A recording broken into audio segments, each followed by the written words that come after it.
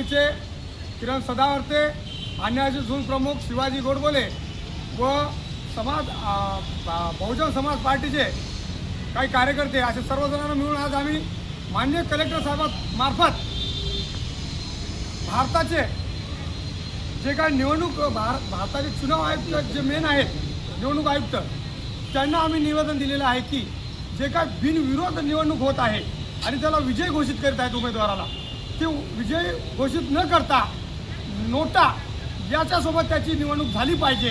आणि जो नोटा जर त्याच्यामध्ये जर नोटा एखाद्या उमेदवाराला समजा वोटिंग कमी झाली आणि नोटा हा सर्वात जास्त त्या एखाद्या प्रभागामध्ये आला असेल तर ते नोटाला विजय घोषित करून तिथं निवडणूक घेण्यात यावी, ही अशी आमची मागणी आहे। त्यानंतर जे काही विजय घोषित केलेले उमेदवार आहेत किंवा ते पडलेलं आहे नोटाच्या विरोधामध्ये त्याला डबल उमेदवारी दिली नाही पाहिजे, ही अशा आमच्या मागण्या चुनाव आयोगाला आहेत। आणि तिथं प्रत्येक उमेदवार काही पैसे घेऊन तिथं उमेदवारी बिनविरोध काढल्या जाते, कुठं कुरघोडी करून बिनविरोध काढल्या जाते।